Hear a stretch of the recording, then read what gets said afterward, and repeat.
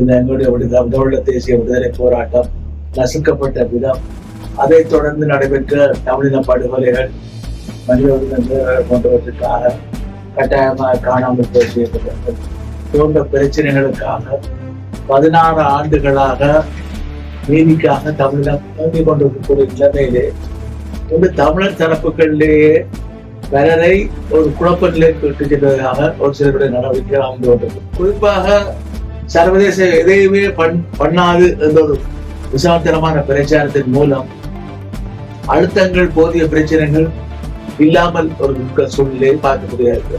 நாட்டிலிருந்து இந்த கோரிக்கை வர வேண்டும். மக்களிலே போரிட அக்கறை காட்டவில்லை, வெளிநாட்டில் இருக்கிறவர்கள் அக்கறை மாற்றம் காட்டலாம் போதாது என்ற கருத்துப்பட சொல்லியிருக்காங்க. 5 அங்கீகரிப்பின் ஊடாகத்தான் இதை நோக்கி நாங்கள் சென்று பொது வாக்கெடுப்பு வருகிறது.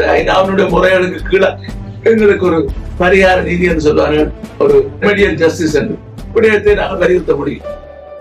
இந்த அவசர ஊடக சந்திப்பினுடைய பிரதான நோக்கம் நடைபெற்று முடிந்த 2009 மிக கொடூரமாக முடிவுக்கு கொண்டு வரப்பட்ட இந்த எங்களுடைய தமிழீழ தேசிய விடுதலை போராட்டம் நசுக்கப்பட்ட விதம், அதைத் தொடர்ந்து நடைபெற்ற தமிழின படுகொலைகள், மனித உரிமைகள் போன்றவற்றுக்காக கட்டாயமாக காணாமல் போய் செய்யப்பட்டவர்கள் போன்ற பிரச்சனைகளுக்காக 16 ஆண்டுகளாக நீதிக்காக தமிழகம் தோண்டிக் கொண்டிருக்கக்கூடிய நிலைமையிலே இந்த தமிழர் தரப்புகளிலேயே பலரை ஒரு குழப்ப நிலைக்கு விட்டு செல்வதற்காக ஒரு சிலருடைய நடவடிக்கைகள் அமைந்து கொண்டிருக்கின்றன.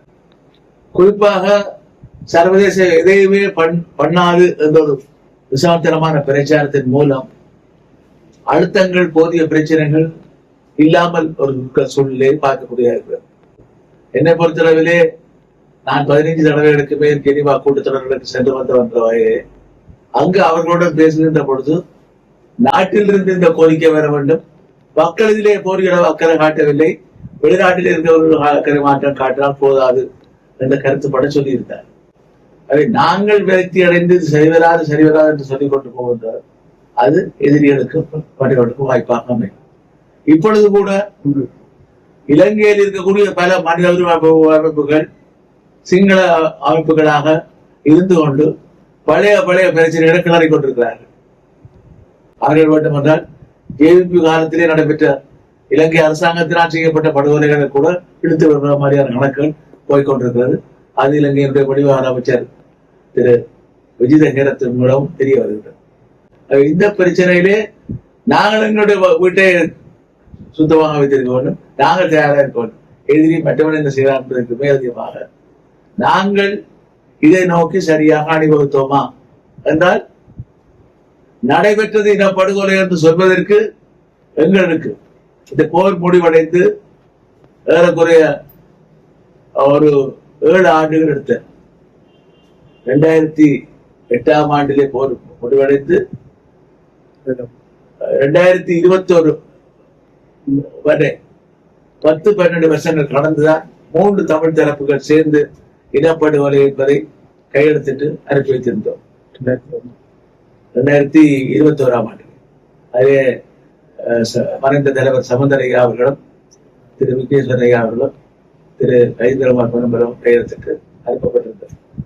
அதுக்கு முதல் 2015 வடக்கு மாகாண சபை இனப்படுகொலை என்ற தீர்மானத்தை நிறைவேற்றியும் கூட தமிழ் தேசிய கூட்ட கட்டுப்பாட்டிலே வடக்கு மாகாண சபை இருந்தும் வடக்கு மாகாண சபை ஏகமனதாக நிறைவேற்றியும் கூட அதை அவர்கள் ஏற்றுக்கொள்ளாத சூழ்நிலை இருந்தது. ஆனால் அதனுடைய ஆரம்பகால தலைவர்கள், அதாவது அமரலிங்கம் போன்றவர்கள் 83ஆம் ஆண்டு நடைபெற்ற இனப்படுகொலை காலத்திலே பாரத பிரதமர் அன்னை இந்திரா காந்தி அவர்கள், இந்திய பிரதமர் அன்னை இந்திரா காந்தி அவர்கள் 83ஆம் ஆண்டு ஆகஸ்ட் மாதம் 16ஆம் தேதி 1983ஆம் ஆண்டிலே இந்தியாவுடைய 2 சபைகள் இருக்கின்றன. பாராளுமன்றத்திலே கீழ் சபை என்று சொல்லப்படுகின்ற லோக்சபா, மேல் சபை என்று சொல்லப்படுகின்ற ராஜ்யசபா, மாநிலங்களவை என்று சொல்லப்படுகிற எம்எல்ஏக்கள் தெரிவு செய்யப்படுவார்கள். அந்த அவையிலே அவர் பேசுகின்ற பொழுது இலங்கையில் நடைபெற்ற இனப்படுகொலை என்று சொன்னார்.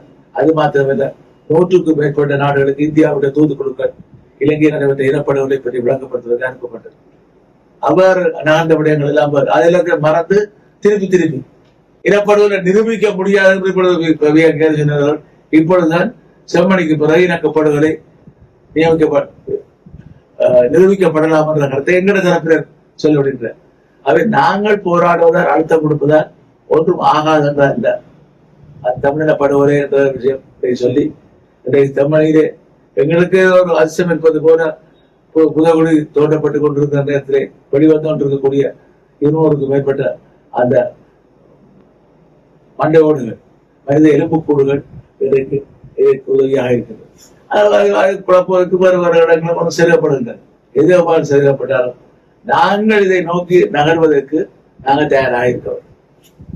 அதே போல சர்வதேச பொது வாக்கெடுப்பு நடத்தப்பட வேண்டும் என்று மாகாண சபை கலைக்கப்படுவதற்கு சில நாட்களுக்கு முன்னர் செப்டம்பர் மாதம் 11 2018 ஆண்டிலே கொண்டு வந்து நிறைவேற்றப்பட்ட தீர்மானம். அதாவது தான் அமெரிக்காவிலே செப்டம்பர் 11 தான் 2000 ஆண்டிலே அதே தினத்திலே தான் நாங்கள் நிறைவேற்றிய தினம் பொது வாக்கெடுப்பு தேவை. இதை விட 5-6 ஆண்டுகளுக்கு முன்னர் ஐக்கிய நாடுகள் மனித உரிமை பேரவையே பொது வாக்கெடுப்பு ஒரு வார்த்தையை பாவித்திருப்பது. இல்லை அங்கே அரசியல் தீர்வு வராது என்று சொன்னவர்கள் எல்லாம் இப்பொழுது பார்த்தா அரசியல் தீர்வை பற்றி பேசுகிறார்கள். மாகாண சபை அரசியல் தீர்வு மற்ற தீர்வு எல்லாம் சொல்லப்படுது. இதை விட பலஸ்தீனத்துக்கான அங்கீகாரத்தை பற்றி வழங்குகிறார்கள், அங்கே தீர்வை பற்றி பேசுகிறார்கள், சுயநிர்ணய உரிமை அங்கீகரிக்கிறோம் என்று சொல்லப்படுகிறது. இன்றைக்கு கூட நாங்கள் பார்த்தோமா இருந்தால் பிரித்தானியா, பிரான்ஸ், ஆஸ்திரேலியா போன்ற நாடுகள் பலஸ்தீனத்தை அங்கீகரிக்கின்ற நிலைப்பாடு வந்தது. இலங்கை இரட்டவேடப்படுவதற்காக இலங்கை அங்கீகரிக்கின்ற செல்லார். நாங்கள் ஈழத்தமிழர்கள் சார்பில் நாங்கள் ஒன்றை சொல்ல விரும்புகிறோம். நாங்கள் பலஸ்தீன மக்களுடைய அந்த அவருடைய அவலத்தை நாங்கள் அனுபவித்தவர்கள் என்ற வகையிலே நாங்கள் அவருடைய அந்த தனிநாட்டுக்கான அந்த பிரகடனத்தை அதுக்கு நாங்கள் முழுமையாக வரவேற்கிறோம். அதுக்கு சம்மதம் வழங்கி ஆதரவு வழங்கும் நாடுகளுக்கும் நாங்கள் நன்றி தெரிவிக்கிறோம். இந்த சூழ்நிலையை வைத்துக் கொண்டு நாங்கள் ஒவ்வொன்றாக நடத்த வேண்டும். இப்பொழுது பார்த்தோமா இருந்தால் சர்வதேச ஒத்துழைப்பு அல்லது சர்வதேச தொழில்நுட்பத்தை நாங்கள் பயன்படுத்த தயார் என்று இலங்கை அரசாங்கம் சொல்லியிருக்கிறது. இது கொஞ்சம் பூசி கொடுக்க முடியாது. செஞ்சில சங்கத்தை கேட்கிறார், அப்படியே செஞ்சில சங்கத்தை அனுப்பி போட்டு பட பண்ணி அடித்தது போகிறார். இல்லை, சர்வதேச தலையீடு தேவை என்ற நிலைமை. இது 2015 நல்லாட்சி அரசாங்கம் இருந்த பொழுது அன்றைய அமைச்சராக இருந்த மறைந்த மங்கள சமரவீர அவர்கள் வந்து பேசி ஒரு இலங்கை அரசாங்கம் அரசனை வழங்குவதாக கூறி இணைய அரசனை வழங்குவதாக சொல்லித்தார். ஏகமனதாக அந்த தீர்மானம் 30 என்ற தீர்மானம் அக்டோபர் மாதம் 1ஆம் தேதி 2015 நிறைவேற்றப்பட்டது.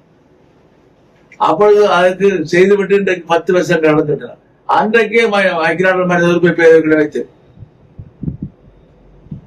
பெரும்பாலானவர்கள் அதை ஆதரித்திருக்கின்ற பொழுது தமிழர்கள் நாங்கள் ஒரு சிலர் திருமதி அனந்த், அதே போல திரு அஜித் தோவார் போன்றவர்கள், திரு செல்வராஜ் கைத்தர், நான் போன்றவர்கள் இது ஒருபோதும் இலங்கை அரசு செயற்படுத்தாது என்று கூறியிருந்தோம். கடந்த 2020 இன்னமும் 5-6 ஆண்டுகளுக்கான கால அட்டவணைகள் போடப்பட்டிருக்கின்றன. ஓரல் வாய்மூல அறிக்கை வரும், எடுத்துக்கொள்ள அறிக்கை வரும், இவை போன்ற எல்லாவற்றையும் விட ஆவணங்களை திரட்டுவதற்காக, சாட்சியங்களை திரட்டுவதற்காக அவர்களுடைய எதிர்ப்புகள் தெரிவிக்கப்பட்டது. அன்றைக்கு அதெல்லாம் சேகரிக்கப்பட்ட 1 லட்சத்துக்கும் மேற்பட்ட ஆவணங்கள் சேகரிக்கப்பட்டது. இதை வைத்துக் கொண்டு தள்ளி கொண்டு போய் சர்வதேச குற்றவியல் நீதிமன்றம் ICC கொண்டு செல்ல வேண்டும். அங்கே நாடுகளை தண்டிக்க முடியாது, தண்டவர்களை தண்டிக்க முடியும். அதே போல ICJ சர்வதேச குற்றவியல் நீதிமன்றத்துக்கு மேலதிகமாக சர்வதேச நீதிக்கான நீதிமன்றமாக ICJ இன்டர்நேஷனல் கிரிமினல் கோர்ட்ஸ் மேலதிகமாக ICJ என்று இருக்கிறது. அங்கே நாடுகள் வழக்குகளை தாக்கல் செய்ய முடியும். ஆகவே நாங்கள் இன்றைக்கு எத்தனையோ நாடுகளை தேடி பிடிச்சு ஒரு நாட்டையாவது பிடிக்க முடியாமல் இருக்கிறது. அதே புலம்பெயர் தமிழர்கள் எல்லோரும் கவனம் செலுத்த ஒருவரை கொண்டாவது வழக்கை தாக்கல் செய்தால் அடுத்த கட்டத்துக்கு நகர்த்த முடியாது என்று இல்லை. இப்பொழுது அவர்கள் சொன்ன விடயங்கள் எல்லாம் அங்கீகரி, மற்ற விடயங்கள் அவர்களுக்கான அங்கீகாரத்தை கொடுப்பதெல்லாம் எங்களுக்கு ஒரு உந்து சக்தி. இதுதான் தெரிஞ்சுக்க வேண்டும். ஒரு தெரியும் கடந்த காலங்களிலே அண்ணா அவர்கள் அண்ணா மறைந்த எண்ணிக்க எத்தனையோ ஆண்டுகள் ஆகிட்டு 69ஆம் ஆண்டு மறந்தார்கள் 56 ஆண்டு அவர் புனித பாப்பரசரை சந்தித்த பொழுது 5 நிமிடங்கள் உரையாற்ற சந்தர்ப்பம் கொடுக்கப்பட்டது. அண்ணா 5 நிமிஷம் உரையாற்றியை பார்த்து பாப்பரசர் சொல்லியிருக்க, நீங்கள் மேலதிகமாக பேசலாம் என்றார். 50-55 நிமிஷம் பேசியிருக்கார். அப்பொழுது இந்தியாவிலே இருக்கக்கூடிய ஒரு பகுதியை பிடித்து வைத்திருந்தார்கள். அது இவர்களுடைய கோவா பகுதியில் இருக்கக்கூடிய, அது போர்த்துகீசரால் கைப்பற்றப்பட்டது. ஆங்கிலேயர் இருந்தாங்க இந்தியா ஏரிய பகுதியில். அந்த விடுதலை போராட்ட வீரர் கோவாவிலிருந்து அழைத்து செல்லப்பட்டு அவர் அங்கே அவருடைய போர்த்துகல்ல சிறை வைக்கப்பட்டிருந்தார். அப்ப அண்ணாதுரையை பார்த்து கேட்டிருந்தார், உங்களுக்கு என்ன வேண்டும்? இந்தியாவிலே இந்த பகுதிக்காக போராடி ஒரு சுதந்திர வீரன் போர்த்துகல் சிறையிலே இருந்தார், அவரை நீங்கள் விடுதலை செய்ய வேண்டும்.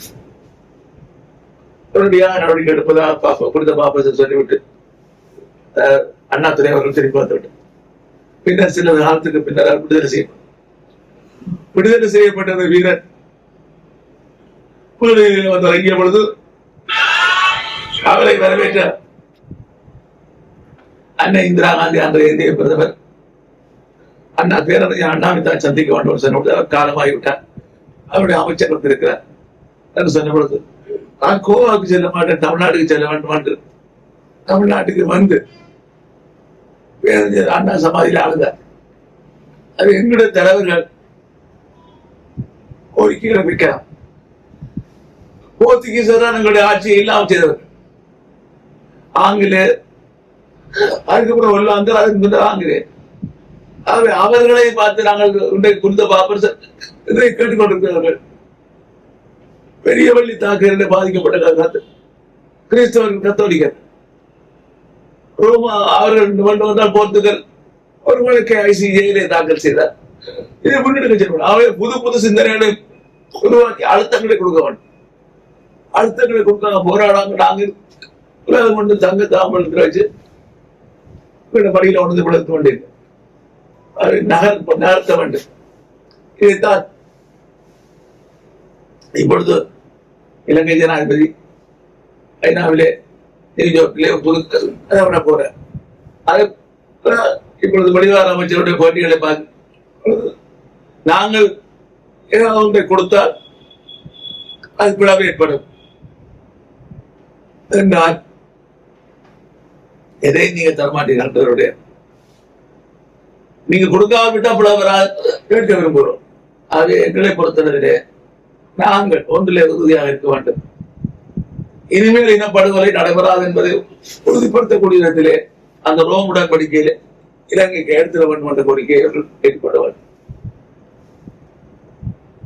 இதை விட ஒரு இலங்கை எங்களுடைய இனங்களுக்கு சரியான ஒரு முறைப்படுத்தல் செய்யப்படவில்லை, டீகோலனைசேஷன் செய்யப்படவில்லை. நாங்கள் ஒரு அங்கீகாரம் இல்லாமல் ஒரு எங்களுடைய சம்மதம் இல்லாமல் தான் நாங்களுடைய அடிமைகளாக இருக்கோம்.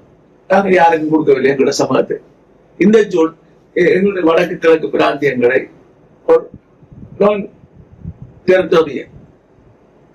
என்ற ஒரு பகுதியாக அங்கீகரிக்க வேண்டும். அங்கீகரிப்பதன் ஊடாகத்தான், ஐநா அங்கீகரிப்பதன் ஊடாகத்தான் இதை நோக்கி நாங்கள் சென்று பொது வாக்கெடுப்பு வருகிறது. ஐநாவுடைய முறைகளுக்கு கீழே எங்களுக்கு ஒரு ஒரு பரிகார நீதி என்று சொல்வார்கள், ஒரு ரெமடியல் ஜஸ்டிஸ் என்று அதுக்கு ஒரு விடயத்தை நாங்கள் வலியுறுத்த முடியும். எங்களுடைய ஐநாவினுடைய குறியீடுகள், அந்த நடவடிக்கைகள், இந்த போர்களில் இப்பொழுது சம்மதி போனதையும் போன்ற வர விடயங்கள் எங்களுக்கு அரசாணையாக இருக்கின்ற காரணத்தால் நாங்கள் எங்களுடைய இனத்தினுடைய சுயநிர்ணய உரிமையின் அடிப்படையிலே ஒரு தீர்வை சர்வதேசத்துடன் பரவக்கூடிய வாய்ப்புகள் பிரகாசமாகிக் கொண்டு வருகின்றன. இதை நோக்கி செல்ல வேண்டும். அதை படுத்து நீங்கள் எங்களுக்கு 2 போகும் 3 போகும் கதைப்பட வேண்டாம். இருந்தா இல்லை என்றால் நாங்கள் எங்களை மக்கள் தீர்மானித்தால் என்ன செய்ய போகிறீர்கள்? ஒரு பொது வாக்கெடுப்பிலே எங்களுடைய மக்கள் பங்கு பெற்றக்கூடிய நோக்கித்தான் நாங்கள் இருக்கின்றோம். எங்களுடைய மக்கள் சம்மதம் இல்லாத ஒரு புதிய அரசியலமைப்பை உங்களால் கொண்டு வர முடியாது. அவர் எந்த அடிப்படையிலே நாங்கள் தான் எல்லாத்தையும் செய்வோம் மாமாவதியை விட்டு ஒரு முழுமையான தீர்வுக்கு அவர்கள் முன்வர வேண்டும். அதை விடுத்து ஐநாவினுடைய சர்வதேச நீதியை கேட்பதற்கும் தொடர்ந்து போராடுவதற்கும் எங்களுடைய மக்கள் உறுதியாக பயணிக்க வேண்டும் என்பதுதான் எங்களுடைய தாழ்மையானவன். இதிலே குழப்பம் அடைய தேவையில்லை, விரை தேவையில்லை. ஏற்கனவே 2009ஆம் ஆண்டிலிருந்து இப்பொழுது நாங்கள் 16 ஆண்டுகள் கடந்து விட்டாலும் நேற்று முன்தினம் கூட 2 வாரத்திலே கூட திருமதி நவநீத பிள்ளை அவர்கள் ஐநாவிலே போய் அனுதர்மை பேரவையை சந்திக்கிற சத்த ஈழத்து பிறரை பார்த்து, பெண்மணியை பார்த்து, சகோதரியை பார்த்து தொடர்ந்து போராடுங்கள் கையும் இதே விடயத்தை தான் கடந்த 8 வருடங்களுக்கு முன்னர் திருமதி அனந்தி அவர்களுடன் நானும் தென்னாப்பிரிக்காவில் என்று ஒரு மாநாட்டிலே திருமதி நவநீத பிள்ளை சந்தித்து விட்டு புறப்பட்ட பொழுது கூட பல உதாரணங்களை சொல்லி தொடர்ந்து போராடுங்கள் என்று கையை குறுக்கியது எனக்கு ஞாபகத்திற்காகவே நாங்கள் போராடினால் தான் நடக்கும். இதை கேட்டு நடந்தேன். உங்களுக்கு தெரியும், படை வீரர்களுக்கான விசாக்களை அனுமதிக்க மரங்கள் தொழில் தீர்மானத்தை வடக்கு மாநில சபையிலே நாங்கள் போட்டோம். என்னுடைய முன்னாள் பாராளுமன்ற திரு சுதந்திர ஒரு நாள் பார்த்து கேட்டார், நீங்க தீர்மானம் போட்டா கூட விசா கொடுக்க அவடு நடந்திருக்கிறது. அவை நாங்கள் 10 கேட்டால் 4 நடக்கும், 5 நடக்கும். நடக்காது இல்லை. இன்றைக்கு இனப்படுகொலை என்றது முடியாது, இனப்படுகொலை நிரூபிக்க முடியாதவர்கள் நீங்களும் நிரூபிக்க முடியும் என்று சொல்லியிருக்கிறார். ஆகவே எல்லாம் ஒரு சாதகமான சூழ்நிலை நோக்கி பயணிப்பது எங்களுடைய பொதுமக்கள் அல்லது அரசியல் ஆய்வாளர்கள், ஊடகவியலாளர்கள் எல்லோரும் ஒரு ஒத்த கருத்தை கொண்டதால் குழப்பமான நிலைமை ஏற்படுத்தாமல் மக்கள் பயணிப்பதற்கு உதவி செய்ய வேண்டும் என்று சந்திரத்திலே தாழ்மையுடன் கேட்டுக்கொண்டேன். சந்திரசேகரன் திருப்பி அனுப்பப்பட்ட நான் சொல்றேன். சந்திரசேகரன் என்ன நடந்து கொண்டார், எவ்வாறு நடந்து கொண்டார் என்று பாராளுமன்றத்திலே இருந்து பார்த்தவர்கள் நாங்கள். ஒவ்வொரு போர் நடந்து கொண்டிருந்த எங்களை பிள்ளைகள் வன்னியிலே கொல்லப்பட்ட பொழுது கூட எந்த விதமான சலனமும் இல்லாமல் தொடர்ந்து மஹிந்த ராஜபக்ச ஆட்சிக்கு ஆதரவு கொடுத்துக் கொண்டிருந்தவர்கள் ஏன் வந்தாரோ இல்லையா அவரை தான் கேட்கணும். ஏன் திடீவனுக்கு என்ன செய்தி சொல்ல வந்த என்னுடைய கருத்து. டிவிஐ யூடியூப் சேனலில் இணைந்திருக்கும் நேர்கள் அனைவருக்கும் எமது நன்றி. எமது காணொலி தொகுப்புகளை தொடர்ந்து நீங்கள் பார்வையிடுவதற்கு கீழிருக்கின்ற பெல் பட்டனை அழுத்துவதனூடாக நோட்டிபிகேஷனில் பல காணொலி தொகுப்புகள் உடனுக்குடன் உங்களை வந்து சேரும். அருகில் இருக்கின்ற முக்கிய காணொலி தொகுப்புகளையும் பார்வையிட தவறாதீர்கள்.